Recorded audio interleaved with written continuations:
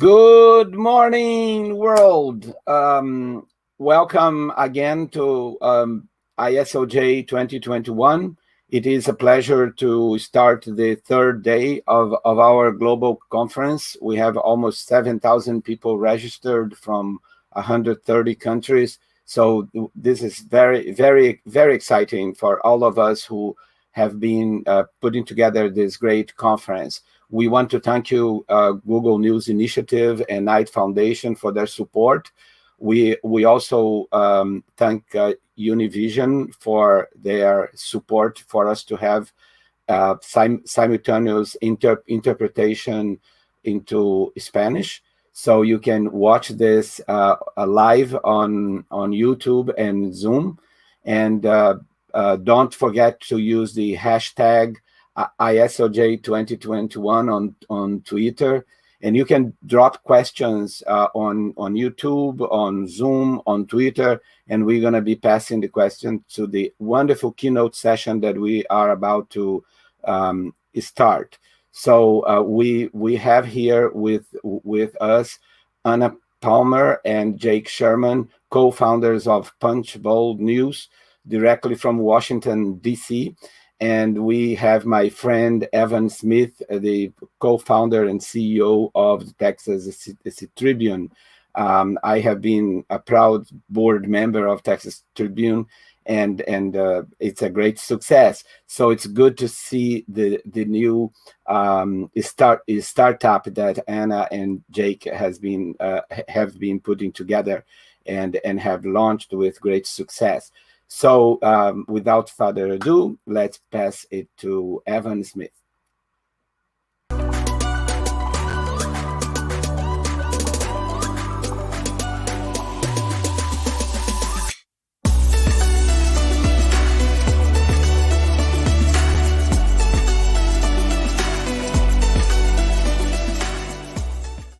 Rosenthal, thank you so much. You're my professor always. And don't tell Trey Brundrett, but you're also my favorite board member. Hi, everybody. Welcome to ISOJ 2021, the best annual conference that is not the Texas Tribune Festival. And to this session, keynote session, with Jake Sherman and Anna Palmer, 2 of 4 co-founders of Punchbowl News. Before its launch on January 3rd of this year, Jake and Anna spent 4 years as co-authors of Politico's Playbook franchise. They've been writing partners for a decade. Their first book, the New York Times bestseller, The Hill to Die On, The Battle for Congress and the Future of Trump's America, was published in 2019. Jake covered national politics for Politico with a special focus on Congress and its leaders through the Obama and Trump presidencies. He previously reported for the Wall Street Journal, Newsweek, and the Minneapolis Star Tribune. A native of Connecticut, he's a graduate of George Washington University and Columbia University's Graduate School of Journalism. Anna, raised in North Dakota, has covered congressional leadership, the lobbying industry, presidential campaigns, and the politics of governing for more than 15 years. 9 of those years with Politico, where she was senior Washington correspondent and hosted the Women Rule podcast. She previously worked at Legal Times and Roll Call. She is a graduate of St. Olaf College. Jake, Anna, welcome. Thanks for having us, Evan. Yeah, great to be here. Great to be with you. I'm going to begin with the question that I asked you, Jake, first, back when you told me that you were planning to start something new. What is the problem you're trying to solve with Punchbowl News? There's a lot of political journalism out there. There are a lot of email newsletters about the politics of the moment, arguably more than ever. And many of them are sitting unopened in my inbox as we speak. Why does the world need this? So I'll kick it off, and thanks again for having us, and we're really happy to be here. Sure. The problem and Anna, jump in at any point here, but the problem we were trying to solve was that we were trying to take an even more specific and more intense take and lens on the politics of governing specifically, and the leaders of Washington, both on Capitol Hill and in the White House. We are not looking to be a something for everybody. That's not what we are, what our goal is. And we kind of, just as, and you kind of hit on our background a little bit, but Anna, myself, and John Bresnahan are one of our other co-founders, who's sitting right behind me at the moment. we've been covering leadership and the politics of governing together for a long time, and we think we understand how those wheels turn better than anybody else, and how basically, I mean, at its core, how an idea or a bill becomes law or how power is exercised. And we thought that we had a unique view into both how to explain that to people, the reporting that it takes to really understand it and understand what's coming around the corner, and frankly, what those people wanted to read and wanted to understand from within the community. And I'll let Anna talk about this a little bit, but we were also seeking to create conversation around content. Anna, why don't you talk a little bit about that dynamic? Please, Anna, jump in. What are you trying to solve for here? Yeah, so I think to your point, Evan, I think the question that I asked myself was, is anybody looking for another newsletter to start their day? Right. And I think we try to provide basically context for anybody who touches government or whose business is government, or for the people who are actually in government. And so I think what we're solving for truly is, one, best in class content around the kind of North Star, which is power, people, politics, but then the concentric circles that are kind of going beyond that. I think we also had an opportunity, we launched in the middle of a pandemic, to really think about community in a very different way than most traditional news organizations have thought about it. The construct of, you write a story, you push it out, people might read it, they might not read it, but there's not really a feedback loop. And we are really interested in that feedback loop. Largely, our readers are our sources, sometimes are our sponsors, and creating that conversation, whether that is through, you know, we also have a premium membership where we have kind of private Zooms. We are going to start to do in-person small events, but really thinking of ourselves as a convening power that I think is missing in Washington right now. Yeah, I want to get into a lot of what you just said over the course of the hour, which is terrific. I will say, with that regard to that idea that there are a lot of emails that are unopened in all of our inboxes. For the record, I always open your emails, and I try to listen to your podcast most mornings. Brand matters. You two showed up on day one with a recognizable brand, and surely you had to have been banking on that, your known quantities. This was not really a build from an empty lot startup, Jake, right? No, it was not. I think that our reporting, and all three of us, me, Anna, and Brez, all of our reporting speaks for itself over the last 2 decades, and that was certainly helpful. Obviously, right, is that we were able to come in and we weren't trying to build sources from scratch or say trust us from scratch. We had this brand, and we launched, by the way, January 3rd, and we left Politico on December 31st, and we all felt eventually, after a lot of conversations, that we didn't want there to be a drop off. We wanted to be a constant presence, because we felt that was important for the community and the audience that we hoped to cultivate, and that we eventually did cultivate. And I would just add on to that. I think there's a real intimacy when you write in a morning product that people really, roll over and read every day. They feel like they know you. I was one of the biggest, I think, things that surprised me when we got into the business of the morning newsletter. I have written different iterations of newsletters at Politico for a long time, but particularly when they kind of get up with you, there's an intimacy where they feel like they know you as people. You listen to our morning podcast. It's the first thing most people do when they're making their coffee. And so part of that is consistency. And I think part of that is trust that you gain with the readership for 4.5 years. And we took that the next day and said, hey, we're still here. And actually what we're going to do is create a product that is even more us, because we started from scratch. You have to remember, we took over a product that was 10 years old, that had a lot of constraints that were already built into it. This is, I think, much more emblematic of our kind of actual reporting style. We do a lot more kind of explaining, not trying to make people feel stupid, but not a lot of people know necessarily how, kind of different policy things happen, like reconciliation. And so trying to give people a little bit of the cliff notes to do their job and to manage up, I think, has also been really successful here. Right. Anna, so let me ask the same question I asked Jake to you, but in another way. I want you to define the need for this in the negative. What's wrong with the many options already available to us? What was missing, or what is missing in your mind as you look at the landscape?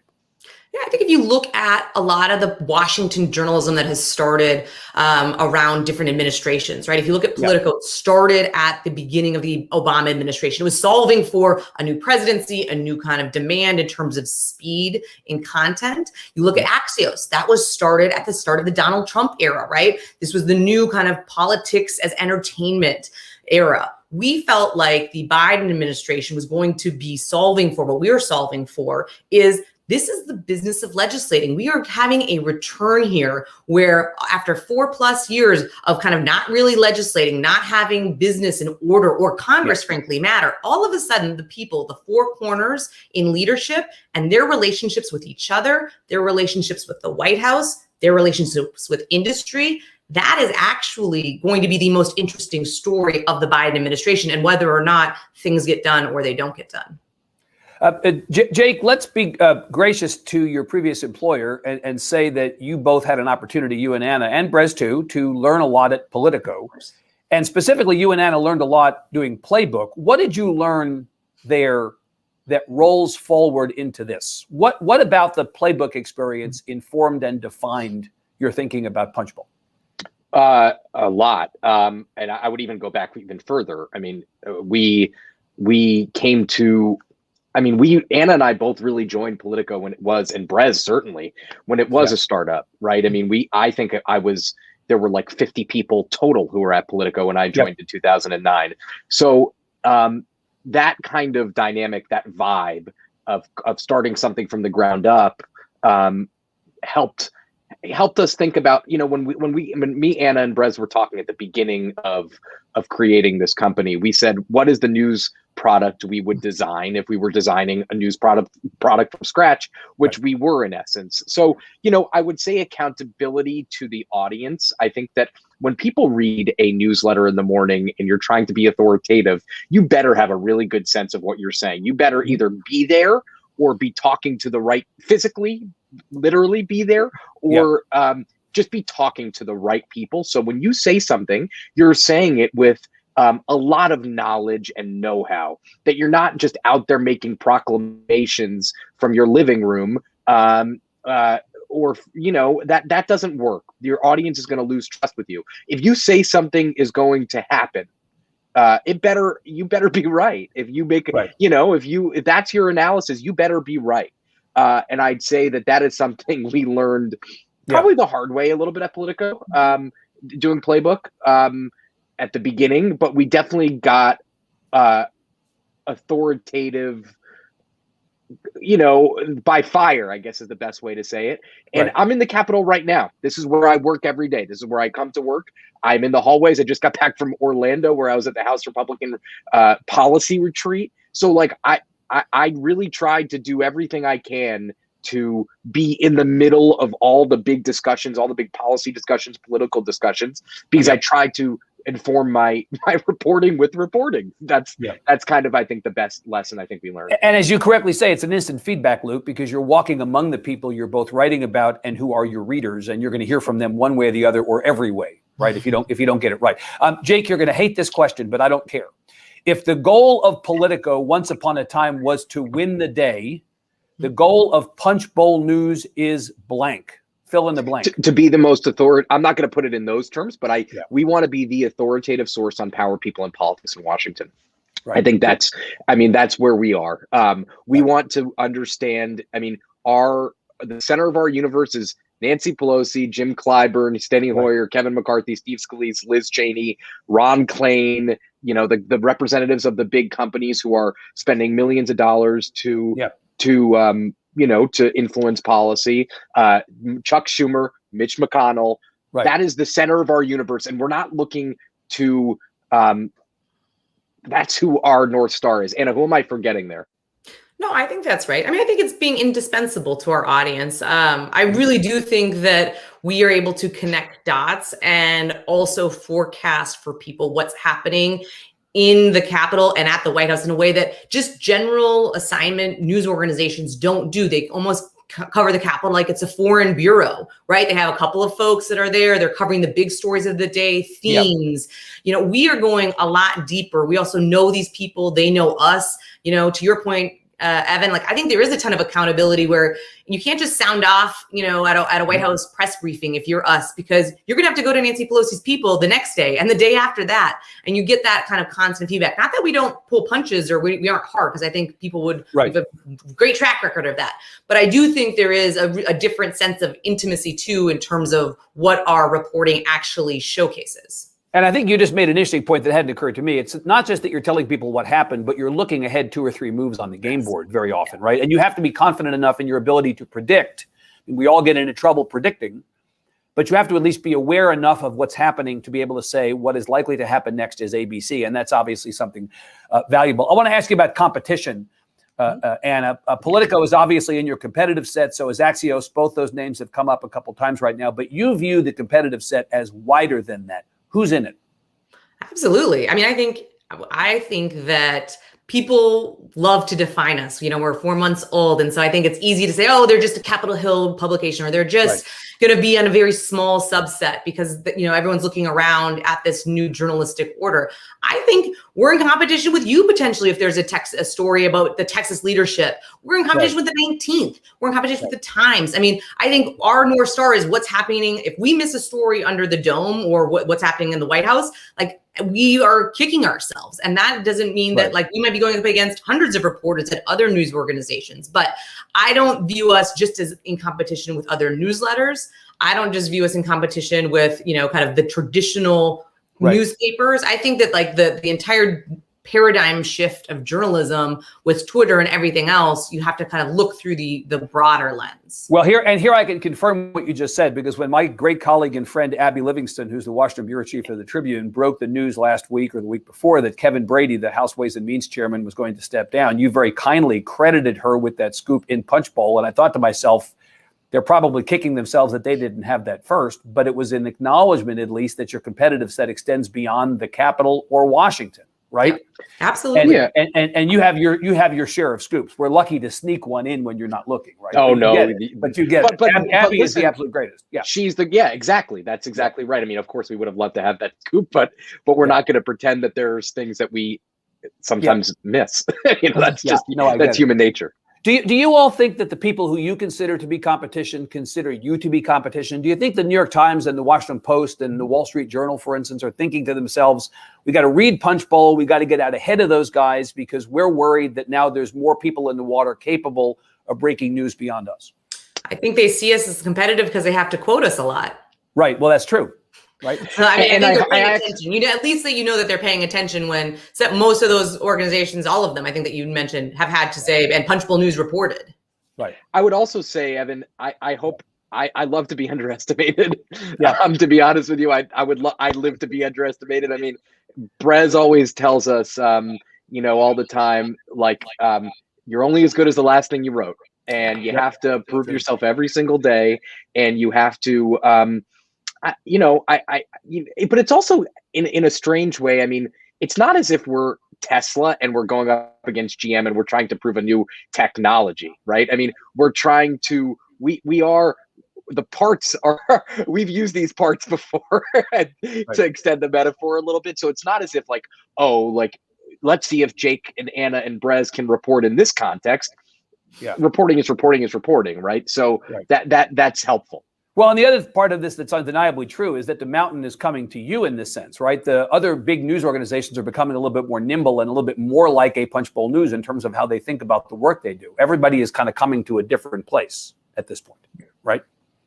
I want to ask you to talk about, in the broadest terms, what this thing is, because we've talked around it for the last couple of minutes, but there are people in the uninitiated here. So it's newsletters, it's the Daily Punch podcast, it's on-camera interviews. Anna ticked off a bunch of the things that you mentioned earlier.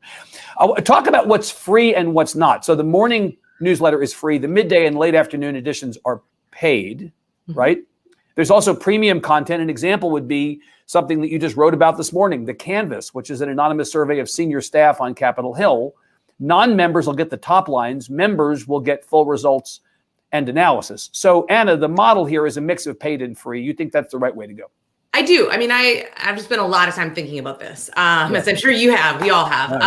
What's the future of journalism? I think that there's often a real false conflict between profit and being able to be a good journalist and to be able to put together out a product that is of the highest standard. And so for us, in Washington right now, there's a huge frothiness in the market in terms of paid advertising because things are going to happen or they might happen. And so every company wants to influence what happens in terms of that. So we do our newsletters. We have, our advertisers that advertise for the week at that level. And then we have the premium community, which is to me the real heart of what we want to grow, which is our membership, our community, this constant conversation that we're talking about.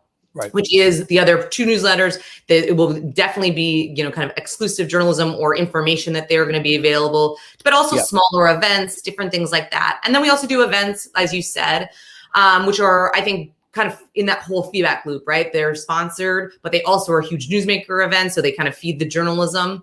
And we also have a couple of other products. We started one called The Opener, that was a sponsored kind of every other week cadence product. You'll see us do things like that aren't necessarily building a whole new arm that's going to be there forever, but that are of the moment that can fill a void and kind of tell the story that we want to tell. But Anna, though, we'll talk about the economics of this, I hope, in a little bit of detail in a little bit.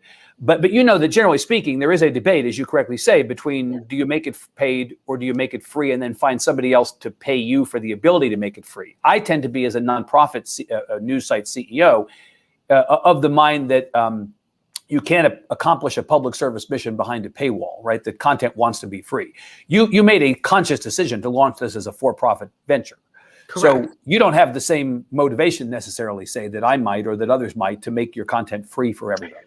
Could I make a point here Sure. that I actually read this someplace else that I think is really, and I don't know where I've read it. I think it might be Jessica Lesson who said this, but I don't want to falsely. I'm actually relatively sure it is, but I'm sure I'll hear from her if it wasn't. She made a really good point. Just because something is behind a paywall does not mean that it doesn't influence the public debate. It doesn't mean that it doesn't provide a public service. It doesn't mean that it doesn't inform the larger kind of political debate. I think that I personally think, and I think I respect the hell out of what you guys do, and I love your stuff, and we link to it all the time. But I think that remains true when it's behind a paywall, and I think that. So anyway, that's my Jake. The reality is that most news sites are behind some form of a paywall, whether it's metered or a full-on paywall. And I don't see the Wall Street Journal having less influence because you have to pay to get access to their content, right? The Financial Times. There's plenty of the Dallas Morning News. I mean, there's plenty of places actually. And let me come back to you and say, that the mix of things we just talked about, newsletters and events and podcasts. To be fair, that's not markedly different from what other news organizations provide. Here is a big difference, is the presentation and distribution of your journalism. You do not have a conventional destination website. By design. I'm sure it is by design. So explain the thinking behind that. Yeah, so particularly on the business side of things, I think it's a really hard thing to chase numbers, which is basically what a lot of news websites do when you have banner ads and different things like that. For us, we aren't trying to grow the next New York Times or Wall Street Journal, to become a 500-person global newsroom. That is not our mission. At least it's how we see it now. In 10 years, could that be different? Maybe. Things change. But how we see this is we want to be nimble. We want to drive everything to our newsletters. And that basically the homepage, punchbowl.news, if you don't subscribe, you should get that in while we can, is to go subscribe to our free newsletter, right? And which goes out to a very, very large audience.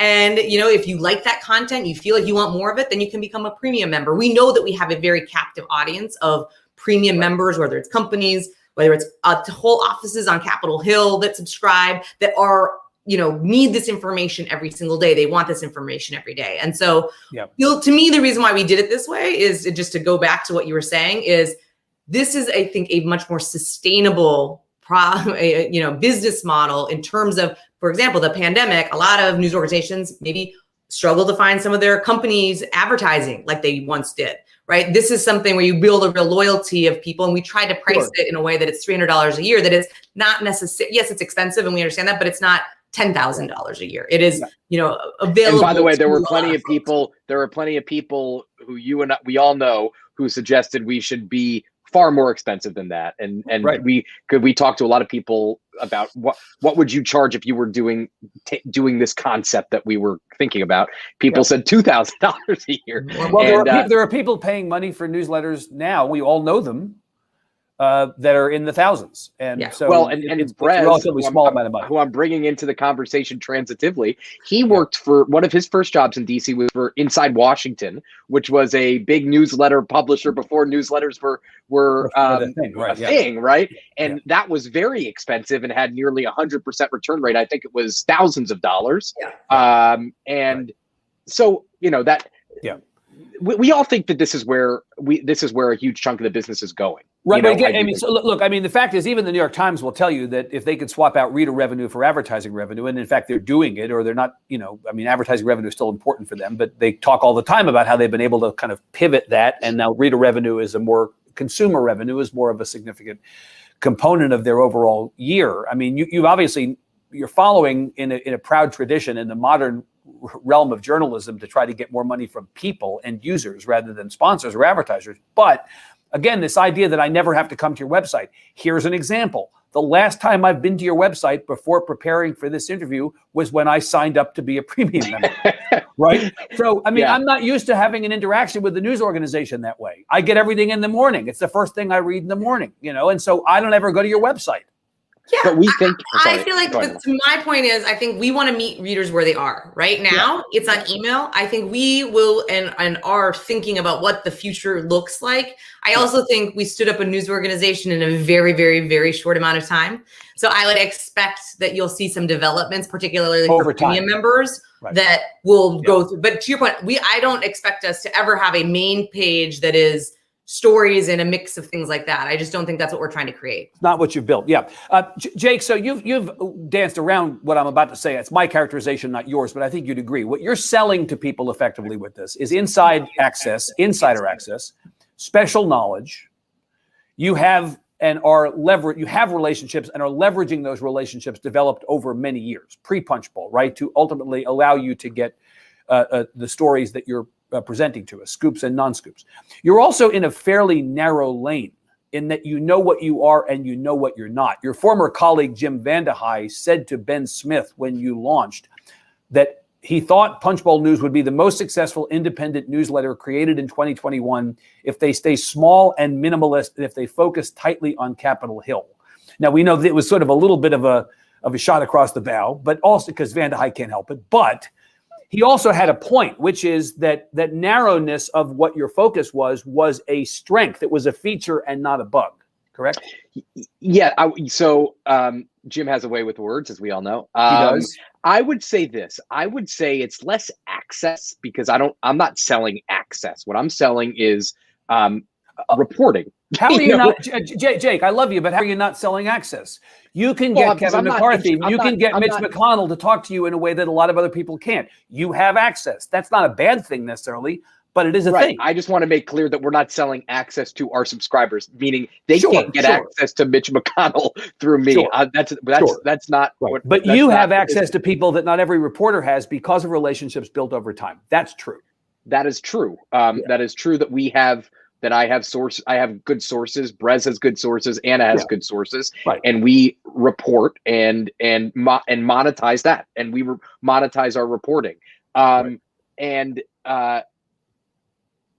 I mean, I would say this. I would say that the reason that's the opening salvo. I think the reason that people continue to talk to you is that A, you're fair, and B, that that they know that your audience is worth talking to. I mean, people don't like the New York Times because they think they have a beautiful layout, and they talk to because sometimes we call it up here the donor paper, right? Democrats talk to the New York Times because it's the donor paper. Republicans talk to the Wall Street Journal, submit op-eds to the Wall Street Journal because that's the Republican donor paper. So what we're saying is not markedly different from that, is that and Anna could talk more about this, but we're not saying that this is going to be the only thing we ever cover. We are saying, but for now, you've given yourself that limit, right? Yes, and I think, to be honest with you, Evan, I think without talking about other news organizations, we feel like in this business, you need to know what you are and be so certain about what you are and who your audience is. Yeah.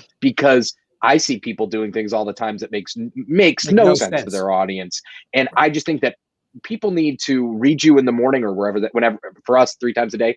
And you need to know that what you're telling your audience is something that's going to move political markets, not Wall Street markets, but we just think of the political space as a political market, and it's going to make a dispositive difference in informing the political markets and breaking news and providing fresh analysis and accountability to the people in power. Anna, I want to be very clear. I actually think that a narrow lane is the best lane to be in. In fact, we've been for 12 years in a lane in which we knew exactly what our stories are and what they're not, Right. I mean, when you come in the office every morning, you don't have to ask yourself, is this something we should be doing? You know it. And you've done the same thing. Here's my question for you. Unlike some of your competitors, is it true that you have no plans to expand into some or all of the 50 state capitals? Asking for a friend. I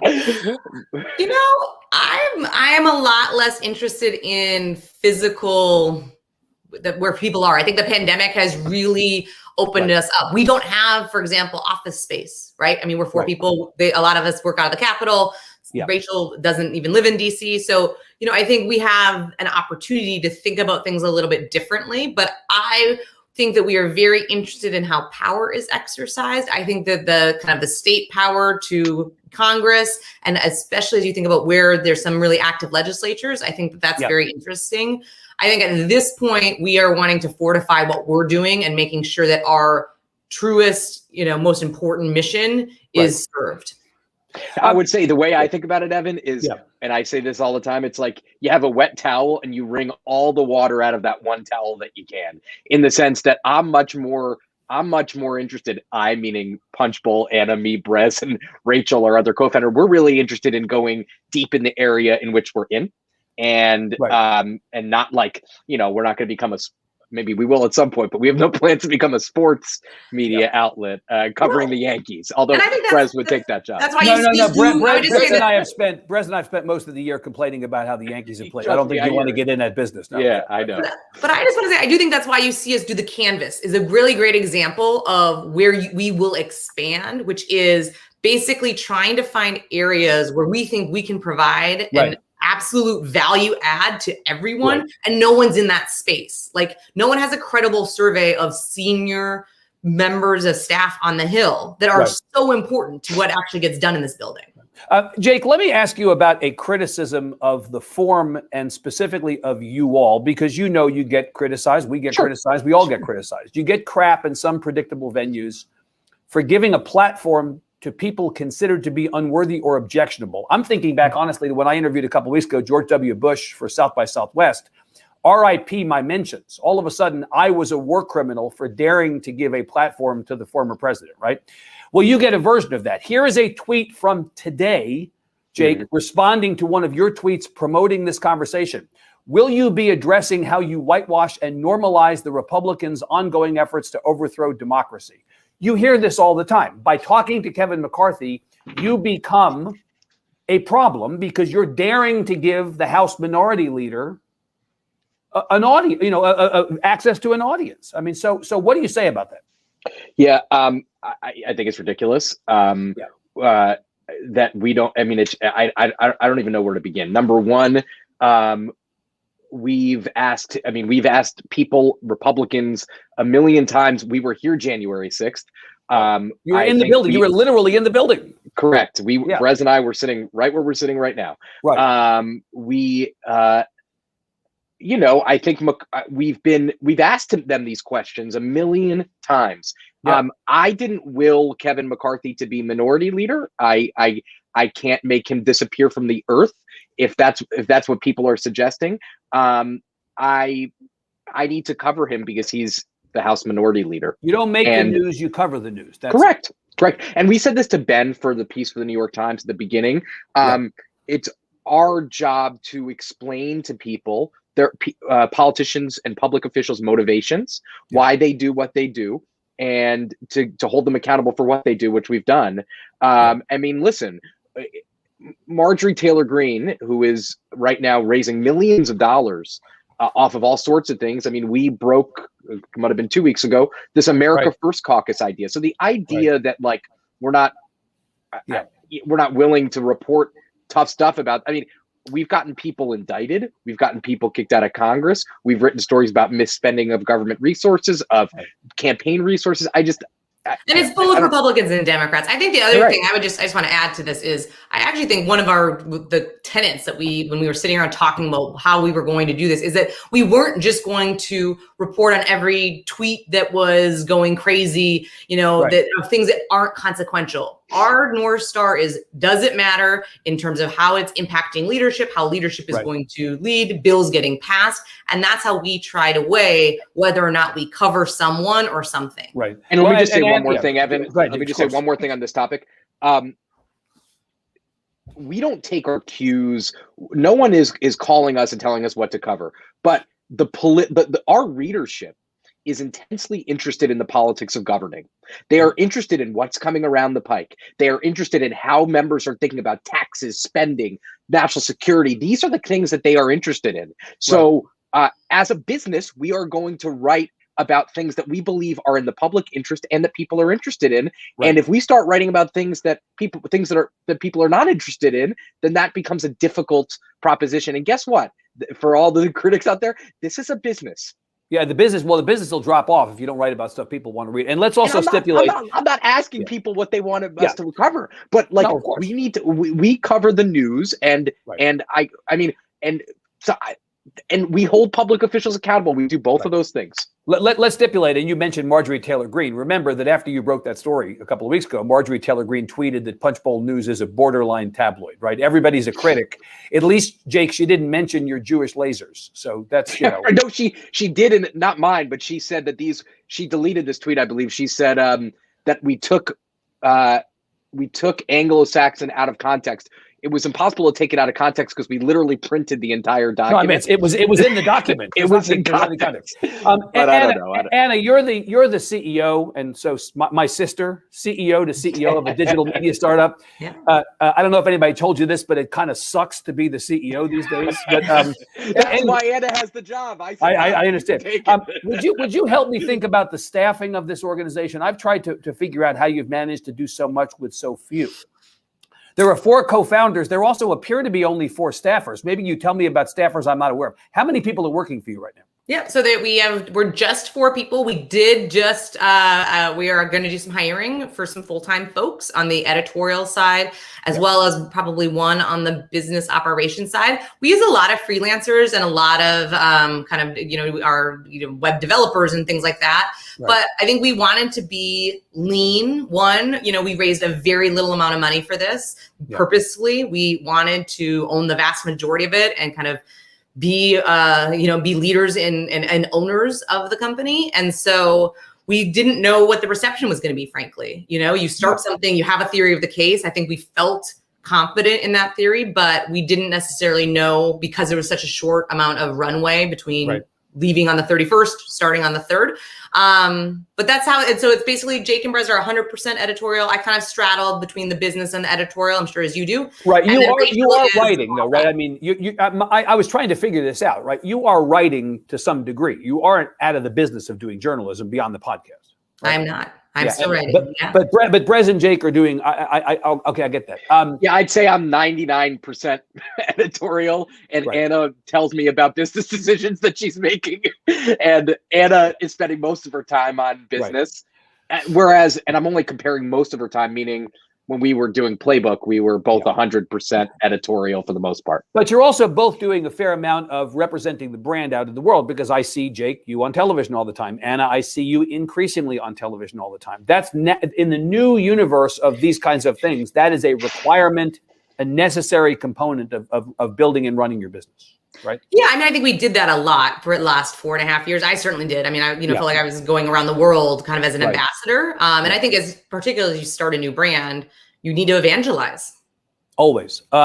So Anna, I want to hit you up for information about the economics of this. I paid my $300 for the year. I was one of your early people to buy in. I'm getting my money's worth. Full disclosure, I like it. How many me's are there? How many paid members do you have?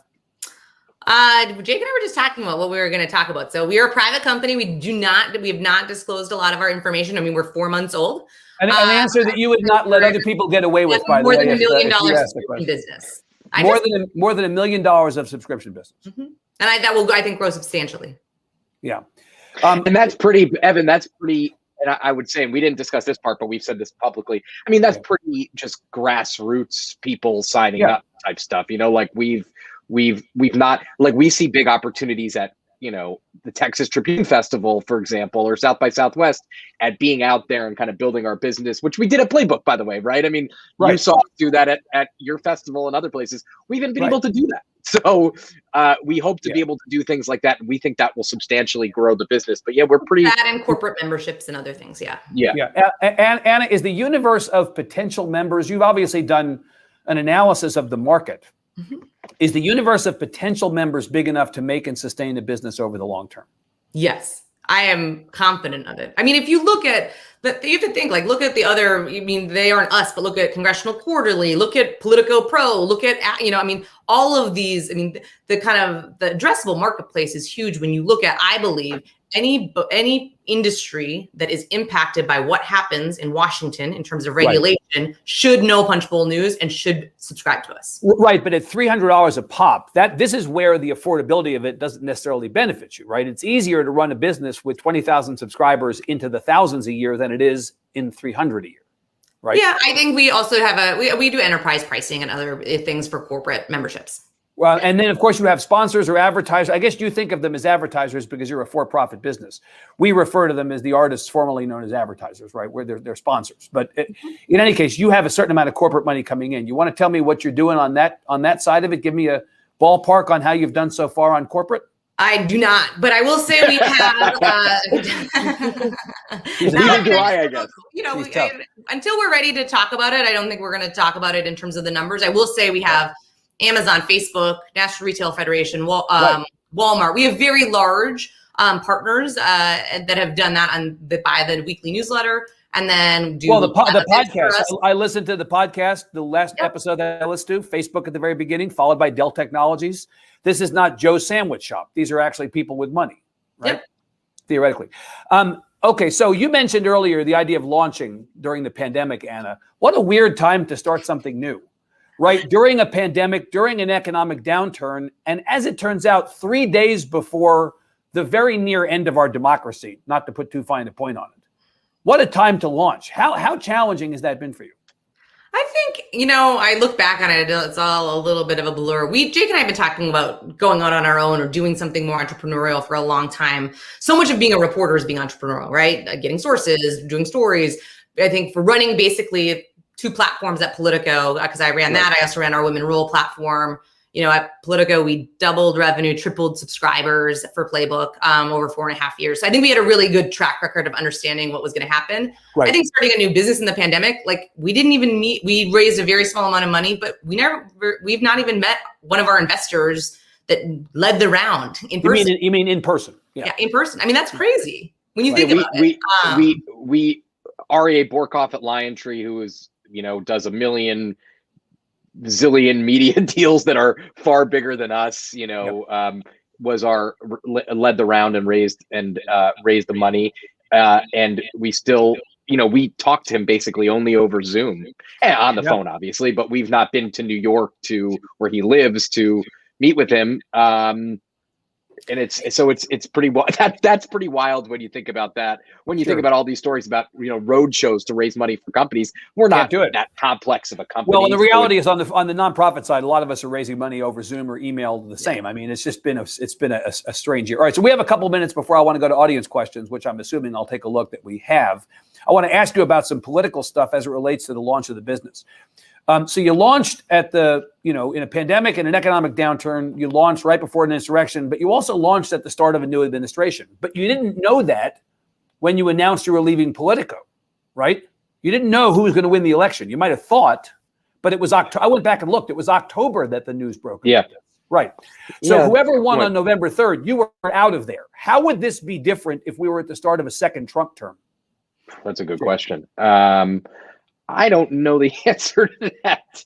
I mean, listen, we had pretty There was a different kind of journalism, a different storyline in the Trump administration, in that, they oftentimes made proclamations about legislation that were just complete nonsense. And you had to be able to say, like, no, that's not going to happen based on, here's the data that we have about Congress that tells us that this isn't going to happen. Now, here's what might happen if X and Y happen. But so it was a lot of that, and it was a lot of that when it came to covering kind of the nexus of the White House and the administration. I think that's the main difference. I mean, listen, the situation we have for what we're trying to create, or what we have created, a 5-seat majority or 4-seat majority in the House and a 50-50 Senate. I mean, that is the ball game for us. I mean, divided government, right? Yeah. Yes. Yeah. So, I mean, that helps us. That makes what we're doing, I think, even more. But the great thing is, Evan, the great thing is that legislating is never going anywhere. You always there are people who are always interested in governing, and always whoever the president is. Exactly. So we felt like it's an evergreen story, and we were well positioned to do it. Anna, but the reality is that, as much as Jake is exactly right, that you're focused on Congress, Congress is always going to Congress, right? Congress got a Congress. A Biden presidency and a Trump presidency are different from the standpoint of how you think about journalism. I mean, for a long time, there were no White House press briefings. Now you can't turn on a television without seeing Jen Psaki, right? How leaky is this White House? Or maybe I should ask, how disciplined is this White House? What's the difference between having Trump as the central character in the narrative versus Biden, in your mind? I think it's, a totally different scenario, right? The Trump White House, extremely leaky, a lot of backfighting and people trying to, leak stuff all the time. I think that the Biden White House is so far they've had a lot of success. So I think Ron Klain and company have it pretty locked down. I think there's a lot of White House reporters who find it, it's a lot more boring than the Donald Trump era, because it's kind of like, they have a plan, they roll it out, they do all the press briefings, the company, statements come out. To us, I think it's also more interesting. I will say that's more interesting to me anyway. I don't want to speak for Jake, but I think you'd agree with me, Jake, is there's a lot more interaction and interplay between this White House and Congress. So that, for people that are covering that, it's very interesting. Whereas, Donald Trump, particularly over the last year or so, he didn't ever really care about Congress, and he didn't care to get to know much more about it. And so, but I would say there's much more substantive. There's much more substantive interplay. Like, not just like Mark Meadows coming up to the Hill and, slapping some backs, but like, talking about policy, Ron Klain, Steve Ricchetti, these people talking about policy. And here's what I also would say, like, the people in this White House understand policy in a way. And and as Anna indicated, they have a plan to achieve what their goal is, where in the Trump administration, they didn't really have that. Got it. All right, I want to go to audience questions. We actually, fortunately and not surprisingly, have a good number, and you got 13 minutes. You can't run the clock out. We're going to ask you some good ones here. I'll mention the questioner and then ask the question and give you guys a shot at answering it, and one or both of you jump in on this. From James Ian Tennant, Anna mentioned something to the effect that your readers are your sources and your sponsors. Can you expand on that in the sense of whether Punchbowl can become too cozy with its sources of revenue? This is connected to Evan's point about selling access. The reality is you've heard the whole, you're part of the problem line, not just you, but a lot of organizations like yours, in that you're too cozy with the people who you report on, and that access becomes an impediment to you doing the kind of journalism you have to do. What do you say about that? Yeah, it's not a new criticism, right? I think it's been kind of as the old of time. And DC is a company town, right? Like, I no matter what, whether you're going to, baseball practice for your kid, or most people, even if they own a restaurant, they do have fundraisers there. They touch parts of politics because that's really what it is. I would say, and I would put up our reporting, against anything, which is that I think we are fair, we're hard, we are very, I think that is going to always be our North Star. Because I think if we weren't accurate, then all of a sudden people wouldn't read us, right? We're not here to give press releases. I think that we don't do anything like that. So I feel comfortable in that sense. I do think there's an ecosystem. And I think by trying to say, in the same way as I think you can be a really great journalistic enterprise and also be a for-profit company, those things are, just because they're both true doesn't mean that the journalism suffers. Jake, do you have any hesitation about taking the head off of somebody with whom you have a close working relationship in the Capitol, knowing that that will impede that relationship? I mean, that's the nature of journalism, right? You've got to be willing to do journalism first, last, and always. No, I don't have any and no hesitation about that. Most the weakness in that criticism is that it assumes that part of the criticism, I'll stay on the editorial, Anna answered for the business. It assumes that that sources don't understand that you're going to have to, that you are inevitably going to whack them. Yeah. That's part of the game. I mean, that's part of. No, they know it, right? They have to be prepared for it. If they don't know it, they're stupid. Yeah, of course. Yeah. I mean, and I would say the game because that's just the saying. I'm not saying this is a game for anybody who's thinking that I'm trying to minimize this. I mean, I can name a million different instances where we've written very tough stories about people who were sources who we were not close to, but people who we talk to all the time. Right. I mean, I think that if you go ask Mark Meadows, we called him the biggest liar in political history in our book, or something along those lines. He still talked to us afterwards. I mean, we've written stories about misspending of money, and I mean, I can't even name all the things. And on the business side, just I don't know who's sponsoring us week to week. Anna handles that. I go into when I produce our newsletter on Monday morning, I see it for the first time. So our sponsors don't have any say over editorial, whether it's our editorial, whether it's events or our written report. And you know, I don't know what to say beyond that. Here is a question from Dan Frumkin. Anna, what percentage of Punchbowl's revenue comes from Facebook, Google, and Amazon? I do not know that off the top of my head. I will say, just like in almost all Washington publications, tech is spending a lot of money. And you believe they're spending a lot of money right now because they've got so many things in play at the Capitol? Is that why? I mean, I think all kinds of companies that are facing regulation, that's when they spend the most amount of money. Yeah. And a question has come in just now that I want to be sure I ask. I, again, suspect I know what you're going to say, but I'm going to ask it because I think it's an important question. And that is, to what extent are you self-censoring at all? Alejandro Carranza is asking this question because of commitments to sponsors. Have you ever felt in any way like you had to pull a punch or not do something as a consequence of a sponsor commitment? No. Never once. No. But we also, I mean, for 4.5 years, we had a sponsored newsletter every single day. So this isn't a new challenge that I feel like I'm just porting it over from one place to another. Right? Yeah, I mean, and I don't think I don't think that there's. I mean, you are, Evan, and your organization is great, but you're in the minority of nonprofit. I mean, nonprofit news is a great thing in my estimation. Yeah. I'm not saying it's bad, but the vast majority of media, great and bad, is for profit, and so these are not new. What Anna's saying is right. These are not new. These are not new questions. Right. Of course, the difference, Jake. I mean, I'll stipulate that when we started, Howard Kurtz was still working at the Washington Post, and he said, "How do we know that you're not, rolling over for sponsors?" I said, "Well, how do I know that you're not rolling over for advertisers at the Post?"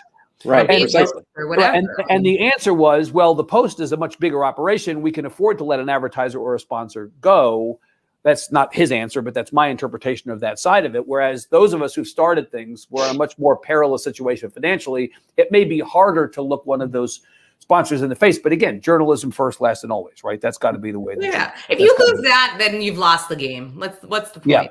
Here's a question from Mark Taylor Canfield. He says, the news organizations I've worked for, Pacifica Radio Network and Democracy Watch News and others, have always organized news coverage via teleconferencing and online platforms, which eliminates the need for a physical office. So I understand that concept very well. I know that Punchbowl is focused on the newsletter, but how do you use social networking platforms to engage with readers and promote your brand?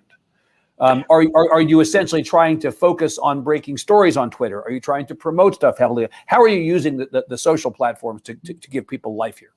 I would say it's evolving. I think that's probably right, Anna, the best way to say it. I mean, the way we think of it is this. So we have our 3 newsletters are kind of the core of our report right now. Right. If something's big enough that we are breaking exclusively during the day, like last night, we thought we were going to have a scoop about someone retiring. It turned out that this person was not retiring. So at 8 o'clock, I said to Anna and Brez, or Brez and I said to Anna, like, we might have to go on this tonight, and we would have put something out last night. If it's something, but if it's something small, we might tweet it. And we might expand on it and give it more context in one of our newsletters. Luckily, we have a newsletter that comes out at 6. We have one that comes out at 2, and we have one that comes out at And honestly, 5. you also have the ability, the means of production, to produce extra versions of the newsletter, as you Many did a as we'd lot like. during this week, didn't you? Did you not, from the Republican conference in Orlando? We didn't do more, but we did more. We've done special editions, right? Around some other stuff. I can't remember, earlier in the year around impeachment. I think we did one. I think we did one around a big budget vote or something like that, or maybe the American Rescue Plan. So anyway, those are the kinds of things we would do extra editions for. Anna, isn't that right? Anything else? Yeah, I mean, I think we use, as far as social, I mean, I think we do Twitter. We use all of that stuff. I think as far as, I mean, I think we would try to use it the way other news organizations do. We sometimes break things on Twitter, but that's not going to be our Twitter first motto. Right. Got it. So we've got just a couple of minutes left. I want to pivot away from audience questions. We have maybe one or two more, but I'm going to move back to a good last question, I hope, which is, where does all this go? What is the growth plan, Anna and Jake? If we were talking a year from now and things go the way you want, how will the business be different? Anna, why don't you take that? Because I have a couple thoughts. I mean, but I'm also talking about the journalism piece of the business, not just the business piece. So it's an opportunity for each of you to jump in. Yeah, Anna, so go first. I think Or Jake, on the journalism piece, I mean, a few things. I would like to, as we hire, and we've gotten so many applications that I'm very late in going through, as Anna reminded me before this event, that I would love to do longer form, not longer form in a sense of I want to write 5,000 words on X, but I do want to do some content that we would send out to our readership that's separate from the newsletters. What that looks like, we have plenty of ideas. Brez and I and Anna also have always done a ton of investigations. We've had a ton of things come in. We just don't have the time to do it. We want to do that. This is not Punchbowl magazine, say, similar. Oh, no. No, definitely not. I would also say Anna and I and Brez are in active conversations about how to cover the midterms in a smart and engaging way. And one of the downsides of having only 4 of you, by the way, is that it's hard to cover all these races in all these places, right? It is, but it's possible to cover, especially because fewer and fewer seats are competitive. And I would say that the in-person, and this is where the business and the editorial kind of meet, the in-person convening both in DC and at events around the country, whether it be Austin, LA, San Francisco, is going to be a big part. And I think Anna probably has a lot more thoughts on that than I do. Yeah, no, I agree with all that. I mean, I think the other thing I would just say is, I think you'll see our video strategy emerge. I think you're going to see us launch in June a new product.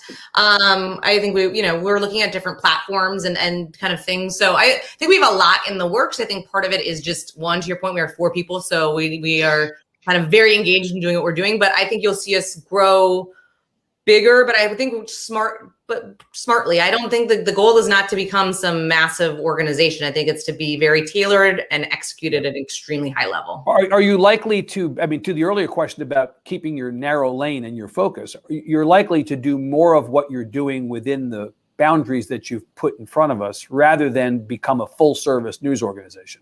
You are not, in fact, going to cover sports. You are not, in fact, going to cover other subjects. I would say this, and without saying what we will or won't do, because I think that's also an evolving discussion. Yeah. I think this model is incredibly executable in a lot of different interesting areas. I think of Hollywood. I think of hedge funds. I think of all sorts of areas that I think are undercovered or covered, not in an obtuse way, but can be covered in a much more, in an engaging, lively way that Anna and I have talked about for a million years. But there are those sub niches around the country that I think are super interesting to us. Right, Anna?